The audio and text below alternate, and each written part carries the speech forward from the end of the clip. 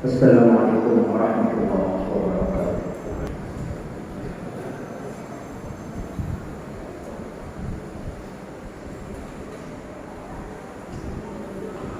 Alhamdulillah rabbil alamin. Wal 'aqibatu lil muttaqin wa la 'udwana illa 'alal zalimin. Asyhadu an la ilaha illallah al-malikul haqqul mubin. وأشهد أن سيدنا ونبينا محمدا عبده ورسوله صادق الوعد الأمين. اللهم صل وسلم على سيدنا وحبيبنا ومولانا محمد سيد الأولين والآخرين وعلى آله وأصحابه أجمعين إلى يوم الدين. Kaum muslimin sidang jamaah Jumat yang dimuliakan Allah, marilah senantiasa kita selalu bersyukur kepada Allah Subhanahu wa taala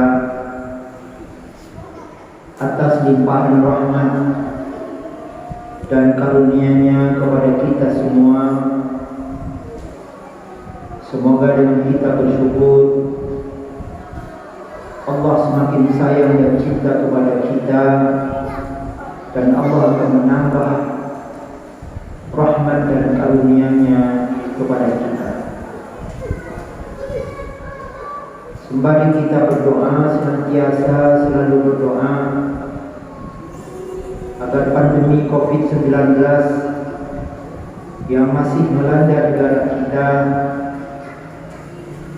semoga segera berakhir, Corona segera punah,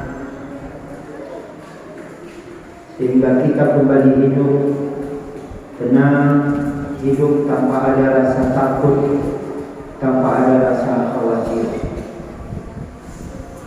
Para jemaah yang dimuliakan Allah Subhanahu wa taala, dalam kesempatan ini kami ingin mengingatkan kami pribadi dan mengingatkan kita semua terhadap salah satu firman Allah Subhanahu wa taala pada surah Al-Baqarah ayat 208. A'udzu billahi minasy syaithanir rajim. Bismillahirrahmanirrahim. Ya ayyuhalladzina amanu udkhulu fis-silmi kaffah ولا تتبعوا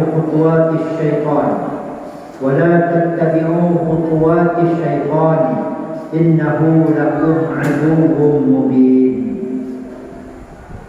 Wahai orang-orang yang beriman, udkhulu fis-silmi kaffah, masuklah kalian dalam Islam secara total, secara lengkap, secara menyeluruh.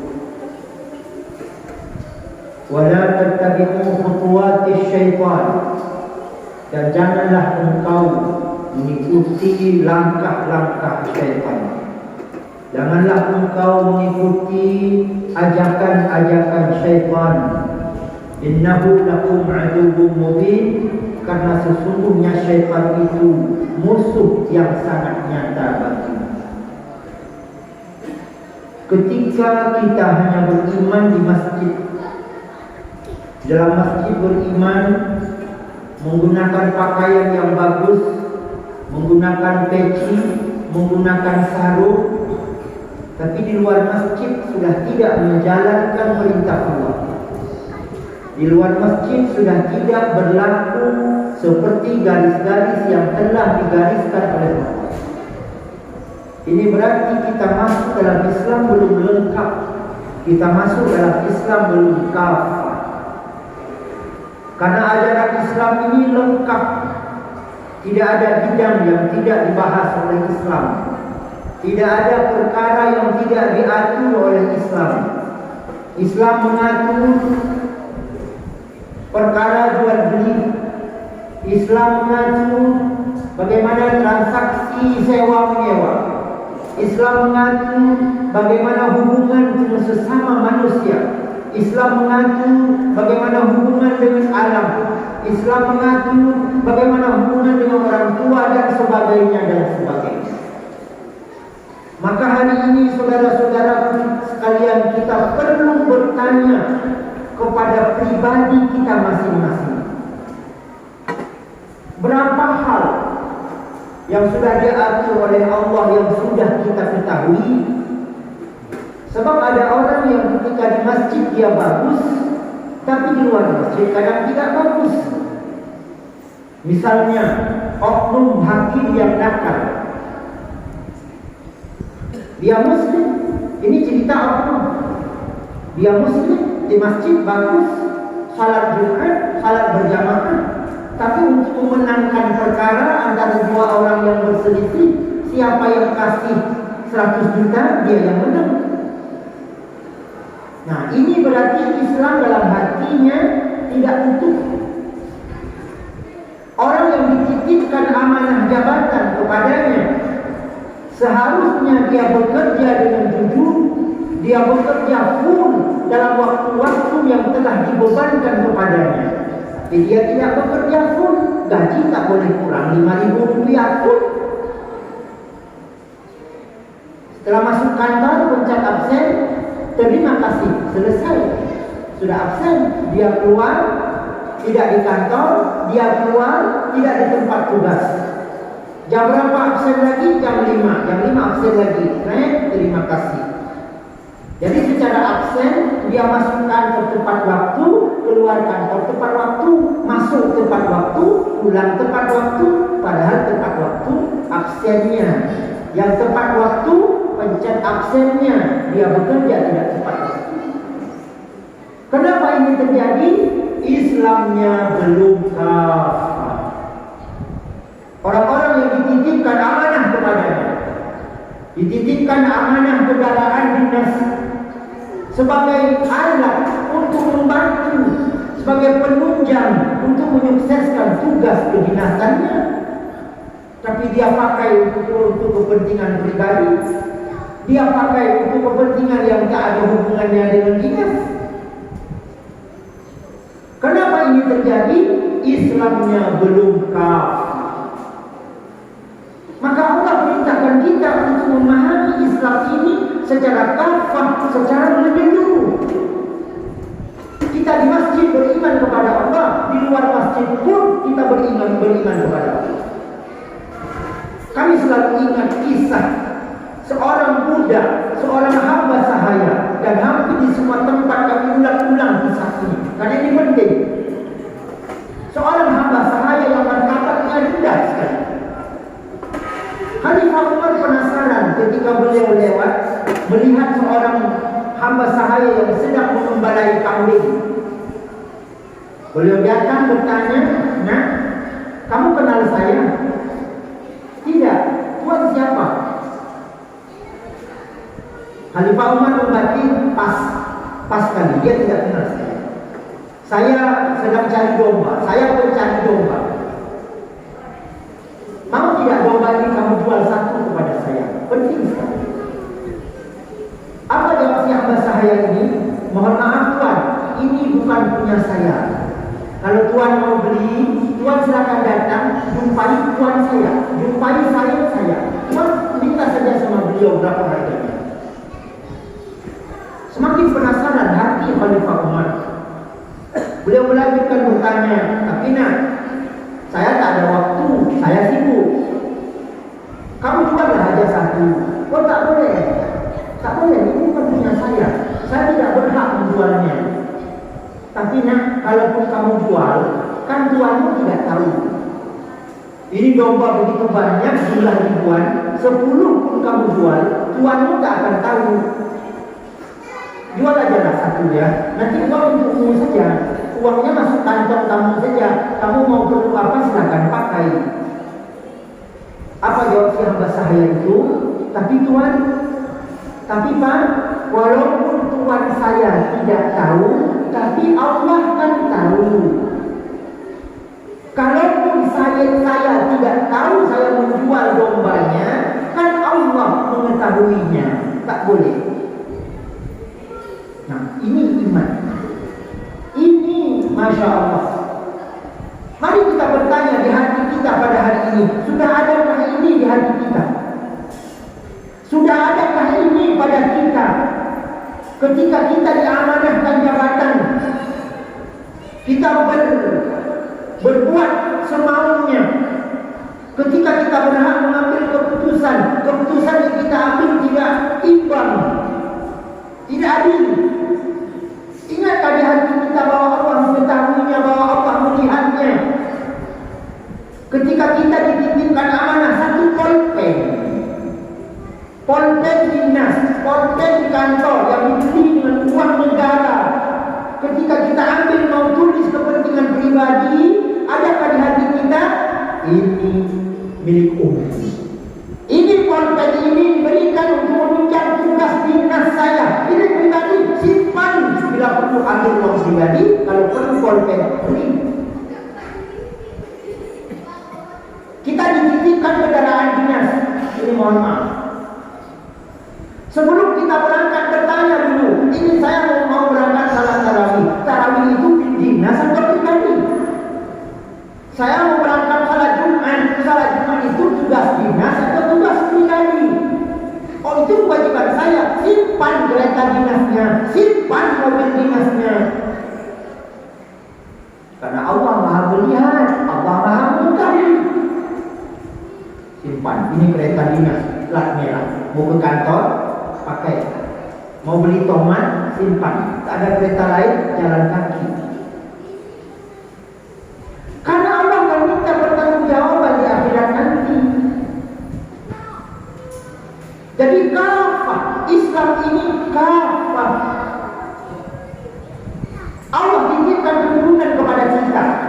Lihat, perhatikan, berapa sudah imannya, berapa sudah keyakinannya kepada Allah. Di bawah kita, jauh di bawah kita, atau tidak ada sama sekali.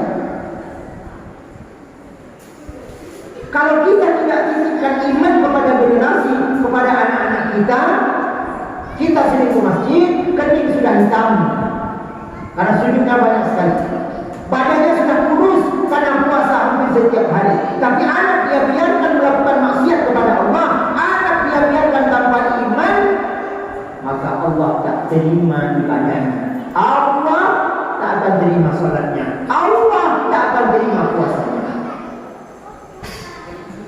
Saudara-saudara sekalian, kenapa hari ini banyak sekali perkara-perkara di luar garis yang dilakukan oleh sebahagian umat Islam, oleh oknum umat Islam? Karena dia sudah tidak tahu. Kenapa dia tidak tahu? Karena dia tidak belajar. Umat Islam masuk penjara, dipakaikan baju kuning, dipakaikan jas kuning, tertulis di belakang tahanan KPK. Berapa? 10 miliar. Berapa? 100 miliar. Berapa? 500 miliar. Kenapa ini terjadi? Karena pada saat dia tanda tangan itu, tanda tangan kwitansi bohong itu, tanda tangan yang seharusnya 100, tambah angka 1 menjadi 1000, realisasinya 100, karena tidak kafah. Akhirnya yang orang-orang di luar Islam melihat bahwa Islam itu tidak benar. Orang-orang di luar Islam menilai Islam itu tidak bagus. Padahal tidak ada yang tidak bagus dalam Islam, saudara-saudara. Tidak ada yang tidak bagus dalam Islam. Tapi umat ini yang sudah, Masya Allah, tak ada rasa takut, tak ada rasa khawatir, tak ada rasa takut, tak ada rasa khawatir, tak ada rasa bahwa dia akan dituntut oleh Allah di akhirat. Santai saja. Yang sudah berlaku begitu-begitu, ya begitu-begitu terus. Sehingga ada oknum yang di atas memeras yang di bawah. Tak ada rasa takut. Telepon yang di bawah, saya mau ke Jakarta, saya butuh uang 200. Tapi Pak, tak ada tapi. Pokoknya besok saya butuh uang 200. Gimana kamu ambillah. Ambil. Siapa yang begitu? Wallahu a'lam, saya tak tahu. Kenapa orang berani ketika dia menjual, dia tipu barangnya. Barang sudah lama dia mengatakan barang baru. Itu cerita tadi. Maka saudara-saudaraku sekalian, mencari ilmu agama, mengkaji Islam ini wajib. Sebab saat ini ada umat Islam yang sudah ragu kepada agamanya sendiri. Tidak boleh ragu kepada agama kita. Kita harus kembali kepada kita Allah. Dan kita tidak peduli, kita tidak mau tahu kepada agama-agama di luar kita, itu urusan mereka.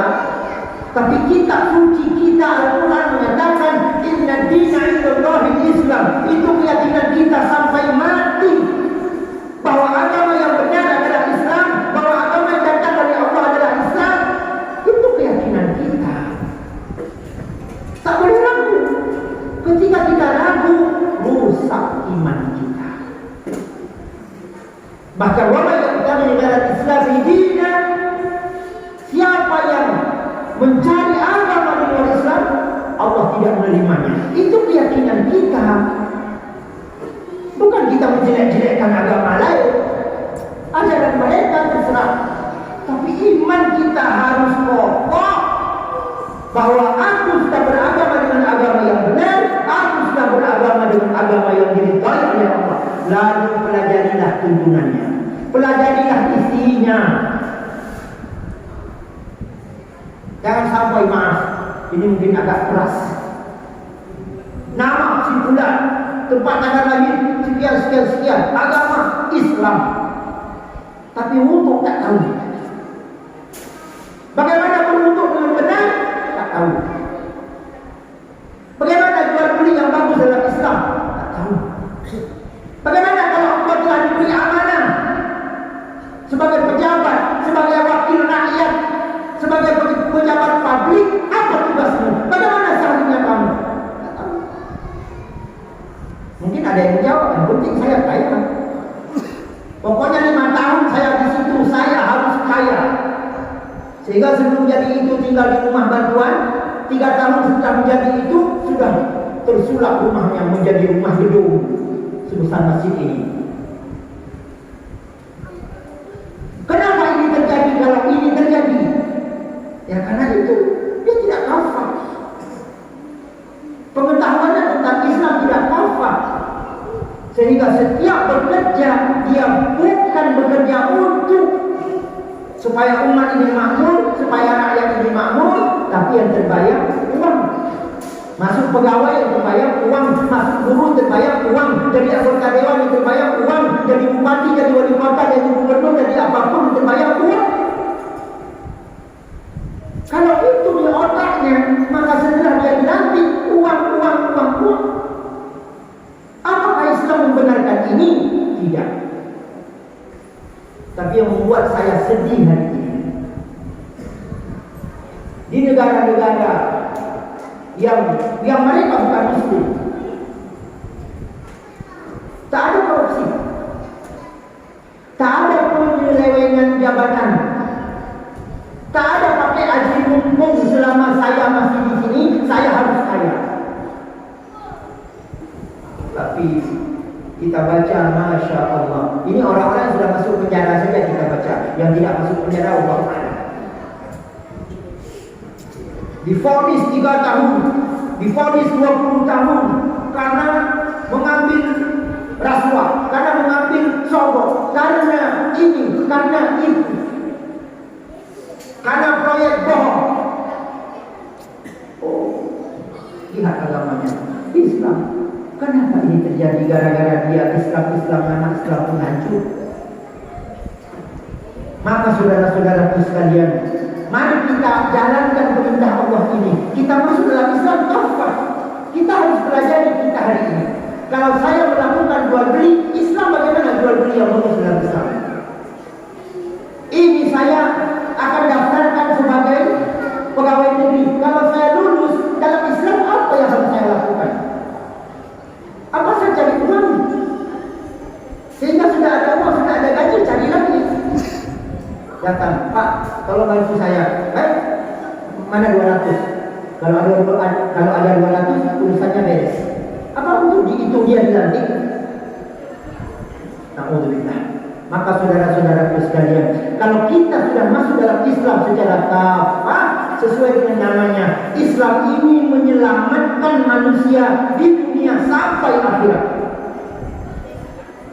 Kita akan selamat, orang-orang pun akan selamat. Tak boleh menipu, tak boleh pakai aji mumpung, karena ajal kita, idza jaa ajaluhum la yastakhiruna sa'ah. Kita tak tahu kapan ajal kita. Tadi saya dapat telepon, kemarin saya dapat telepon. Kemarin dapat telepon untuk salah seorang murid Tengku yang sering sekali bertanya, kemarin sudah berpulang ke rahmatullah. Sakit apa dia? Tak sakit. Tadi pagi ditelepon juga kita jam 10. Tengku, salah seorang murid Tengku, yang ini perempuan, kemarin laki-laki, telah berpulang ke rahmatullah. Kapan? Baru saja. Sakit apa? Tak ada sakit. Apa selesai perkara begitu kita mati? Kalau selesai, silahkan lakukan apapun.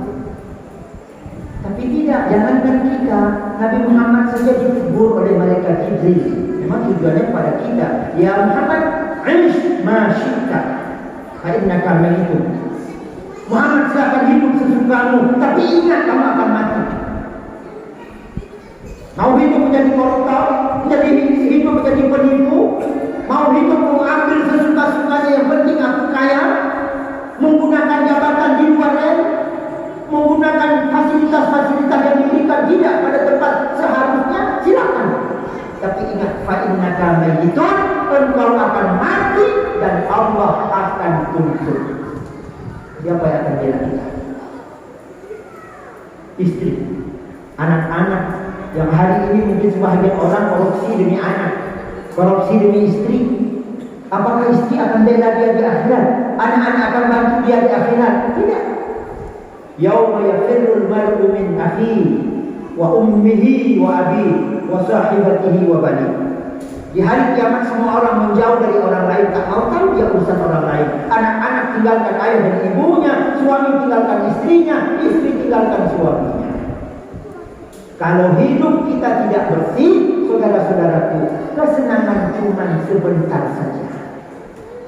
Kalau hidup kita tidak bersih, kaya dengan cara tidak bersih, punya rumah gede, punya mobil beberapa, sampai berapa kita bisa nikmati? Sampai mati. Kalau hari ini dia ambil, hari ini dia beli rumah besar, minggu depan dia mati, maka selesai. Cuma dengan nikmat 1 minggu, tapi di akhirat selama-lamanya masuk neraka. Na'udzubillah. Yang terakhir saya ingin sampaikan, bagaimana neraka itu? Yang sudah banyak orang tak takut kepada neraka. Tak ada urusan, biasa saja. Tak takut. Kenapa tak takut? Karena dia tak tahu neraka. Dalam sebuah hadis qudsi, Allah Subhanahu wa taala ingatkan kita tentang neraka. Bahwa di akhirat bila ada seorang hamba yang dimasukkan dalam neraka yang siksaannya paling ringan, yang paling di bawah. Tak ada siksa yang paling ringan di bawah itu. Itulah yang paling ringan. Masuk dia ke neraka. Begitu dia mendapatkan siksa yang paling ringan, Allah bertanya kepada dia, kalau kau punya dunia beserta seluruh isinya, mau tidak kau tebus siksaan ini dengan dunia dan seluruh isinya? Berikan dunia dan seluruh isinya kepadaku atau kepada siapapun, engkau akan dibebaskan dari azab ini. Apa jawabnya? Mau ya Allah, mau. Andaikan aku punya dunia beserta isinya dan minta tebus dengan dunia dan isinya supaya menebus siksaanku ini, aku akan tebus. Ambillah dunia beserta isinya, asal aku tidak disiksa lagi. Coba bayangkan bagaimana sakitnya. Itu siksa yang paling ringan. Sampai ada orang, kalau dia punya dunia beserta isinya semua punya dia, ditawarkan, kau berikan dunia untukku, kau tidak disiksa lagi. Oke, ambillah dunia beserta isinya, asal aku tidak disiksa lagi. Perih neraka, saudara-saudara. Perih neraka. Maka oleh karena itu, mari kita hidup bersih. Mari kita hidup dengan mempelajari Islam yang kita hari ini beruntung sekali. Allah sudah hidayahkan Islam dalam hati kita. Mari kita bertahan, kita bertahan sampai kapanpun, sampai mati, sampai setelah kita mati pun. Mudah-mudahan yang kami sampaikan bermanfaat. bermanfaat kiranya bagi kami pribadi dan bagi kita semua. Dan semoga Allah Subhanahu wa taala berikan kita kekuatan untuk terus dapat berbenah, kita hidup bersih. Bagi kita yang punya jabatan, dapat mempergunakan jabatan itu sesuai dengan tugas dan fungsi kita. Kita yang hari ini dititip berbagai fasilitas, mari kita pergunakan sesuai dengan pemanfaatan yang benar. Dan mari kita kaji Islam ini di semua sisi sehingga kita benar-benar paham dan mendapatkan bantuan Allah. Allah ridha kepada kita di dunia ini, di alam kubur dan di alam akhirat nanti. Amin ya rabbal alamin.